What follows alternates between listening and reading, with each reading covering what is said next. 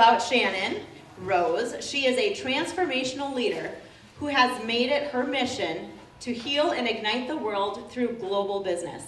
She loves change and variety, often getting called into the messiest and most challenging of situations. From this need, she created Shannon Rose Consulting, working cross-functionally with global teams to find clear and concise ways to build customized global strategies and solutions that create a better world for all. In order to keep up with the intensity of her work and her life, she's also an avid combat Muay Thai student, working daily to build her strength and become better in mind, body, and spirit. She's grateful for all that is in her life, and she's very optimistic and hopeful for our global future. Everybody, round of applause, please, for the Miss Shannon Rose.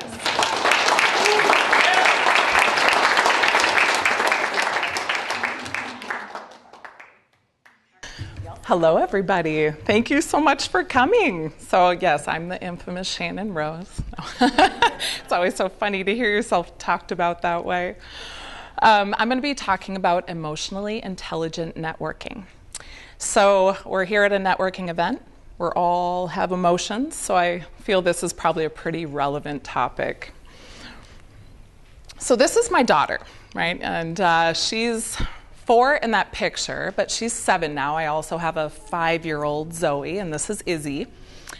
And she looks at the world in a little bit of a different way. She takes her time.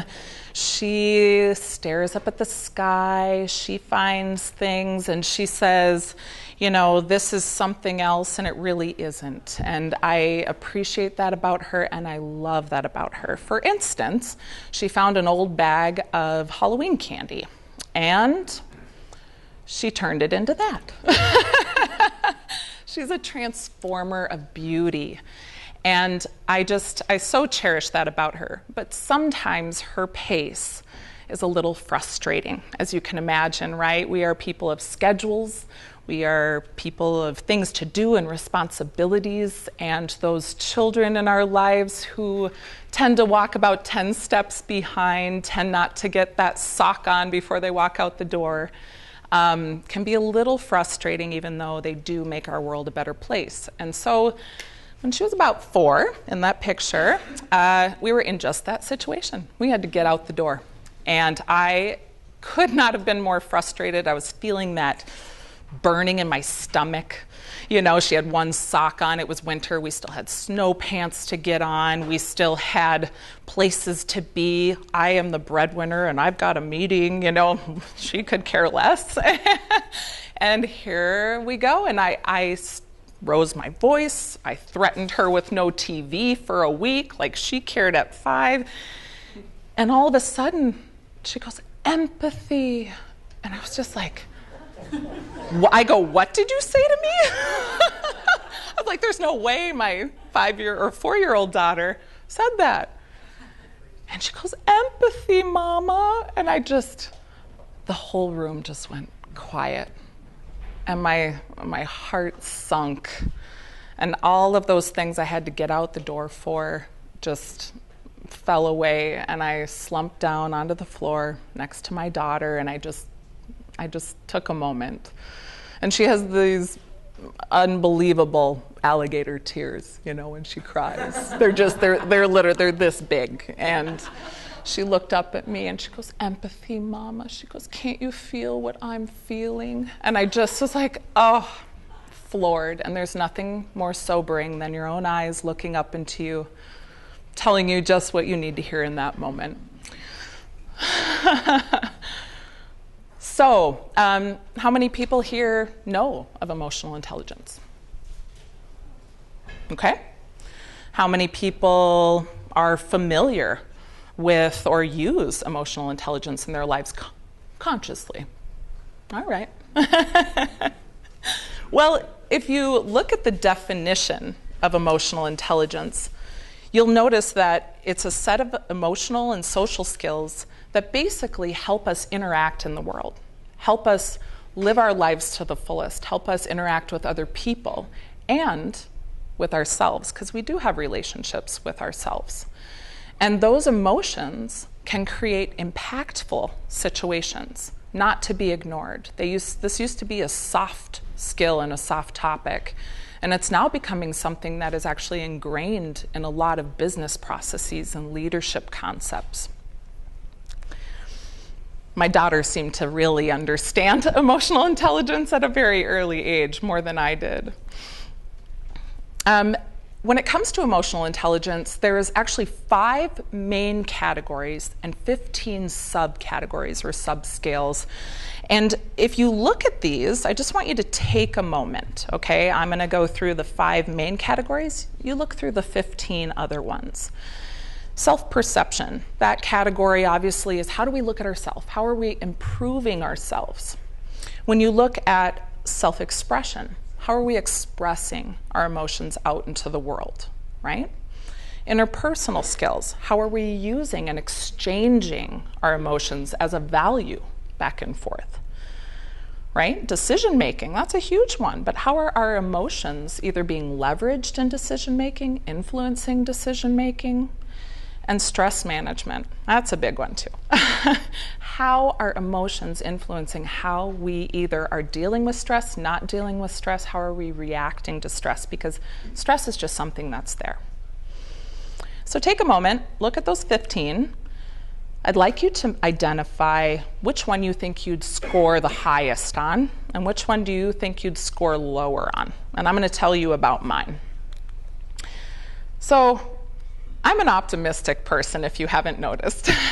Some would say I'm a little Pollyanna-like. I live in a land called Shannyland, says my dad, where there's cotton candy mountains and unicorns are real, right? I do not see barriers. I have a hard time dealing with resistant people who do not want to move forward in our world, and I have a hard time dealing with people who do not want to make our world a better place. However, I cannot change the world without people. I can't just fly ahead on my own. I have to bring people with me or help people come along through that change and through that change path. And so in doing so, I actually have to balance that very high score. And my lowest score just happens to be reality testing. As I said, even if I see something negative, I just want to be like, you can't get in my way. I don't need to look at you, and I just shove it aside. But I've learned that if I take a moment and I look at the real situation and I say, I see you, I acknowledge you, I understand you, and there's something to be learned here, then I can actually get a clear idea of what's actually going on. And I can not only be an inspirational person, but I can be an inspirational, grounded leader that people want to follow. So just keep that in your head about your highest and your lowest scores. All right, so now let's go ahead and look at, let's think about someone you've been networked by who has been fantastic, all right? Let's just take a look at those people. What do they look like? I love The Office, so I'm going to reference it just a little bit. But let's think about what did they do, okay? What did they do, and how did you feel? They were respectful of my time. They were well prepared. They were good listeners. They had great questions. I felt like I was getting something out of that situation. Right? I felt comfortable. I opened up. I wanted to help them. I was willing to help them. Those are the things that you feel when networking is going well. And when you have good feelings, you have good impact. Let's think about a situation where maybe the networker wasn't so good. What are some of the things they do, right? They go over time. They talk about themselves, they're venting about their poor life and their situation, they're disorganized, and they might be a little cold, right? How does that make you feel? You feel disrespected, you feel cut off, you feel disappointed. You were looking forward to this meeting, right? You want to just shut down, you want the thing to be over. So I want you to think about when you're being networked to, you want to feel welcomed. You want to feel happy. You want to feel happy to help.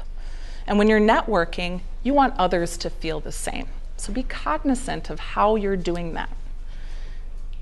And if you look at this list one more time, and you think about that high score, is there maybe something else there that you could leverage and balance it with and ground that really high score with?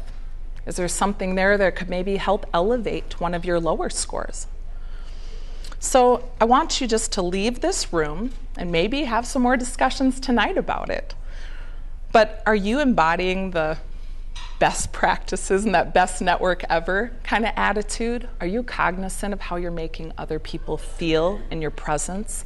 Are you aware of the things that are triggering certain feelings in you when you're in other people's presence? And if you can slow down, like my Izzy, and take a moment and be mindful and notice those triggers and notice the things you're feeling, you can actually maybe make some corrective actions in that moment. So go forth and be emotionally intelligent networkers.